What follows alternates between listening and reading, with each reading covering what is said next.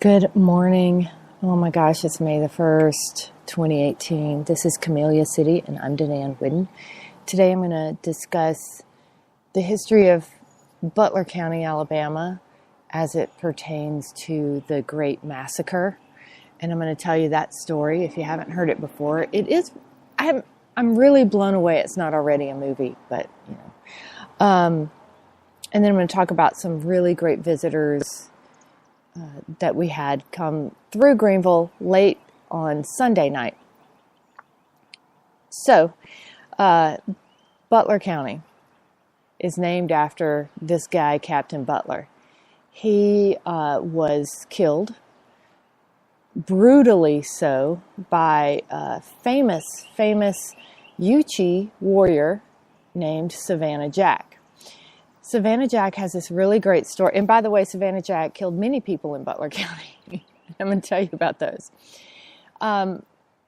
Before Captain Butler was killed by Savannah Jack went into a house and killed a bunch of people. And that's the story I'm going to tell you this morning. But let me give you a little background on Savannah Jack first.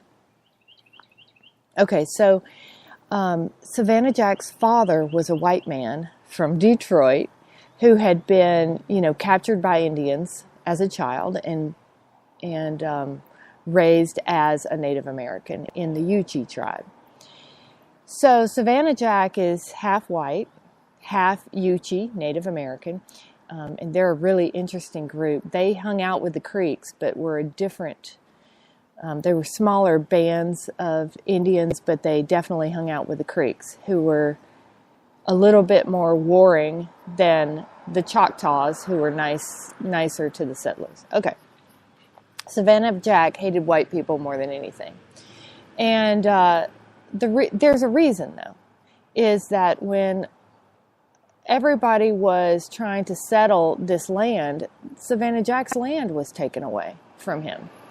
And so he's pissed, and rightly so. But I guess he felt the only way, out of his own hatred, and the only way to really deal with these settlers was to get them quick before too many of them came. So here we go. I don't think he realized there were lots more coming. It was March 13th, I think it's 1818, and there's very few settlers here, but there's already a fort, Fort Dale, and another Fort Mims or Bibbs, I can't remember. Anyway, the Ogleys and the Strouds were staying together at the Ogley home because for safety. There had been some skirmishes already. And the Ogleys were, I think it was the mother, the father, a couple of teenage girls, and maybe 2 or 3 teenage girls. And the Strouds were the visiting family. They were a young couple with a baby. So they got ready for the evening and had barred the doors and gotten the guns ready just in case the Indians came by. Okay. Well, late at night, they hear, some Indian calling to each other, and they know they're there. Now, they're so scared because there's already been attacks, and I don't know if this was by Savannah Jack, but there had already been attacks where settlers were burned inside their homes. If they wouldn't come out, they'd just burn the house down and people would die inside their homes. So this was a very vicious time. So the plan, Mr. Ogley's plan is, all right, you guys get to the back door. I'm going to throw open the front door and just start shooting and getting as many Indians as I can, and that'll distract them, and you guys can run out into the woods. So obviously this isn't going to work too well. So that's what he does.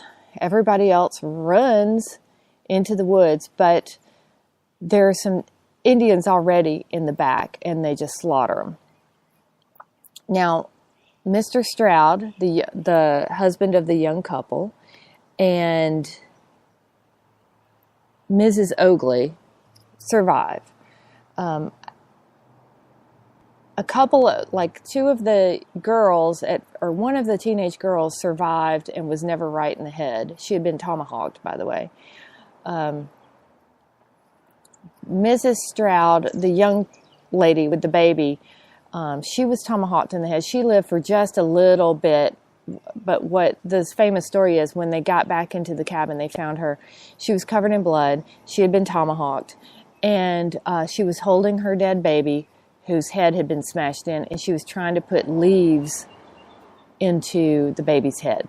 She'd lost it, and she was soon to die. So it's a brutal, brutal slaying of these people. They were scalped, tomahawked. Mr. Ogly was scalped, for sure. They had also released all the feathers from the feather beds. That was like a sign that they had released the evil spirits into the house. Savannah Jack goes on to, a few days later, kill Captain Butler and I think a couple of his crew who were looking for Savannah Jack. And one of the things I've been told about Captain Butler was that Savannah Jack gutted him, cut his penis off, and stuck it in his mouth. So there you go. Savannah Jack was not playing around. Never caught, got away with it, ran away to out west and then possibly to Florida, and bragged the rest of his life about how many white people he had killed. So there you go. There's the story of how Butler County came to be.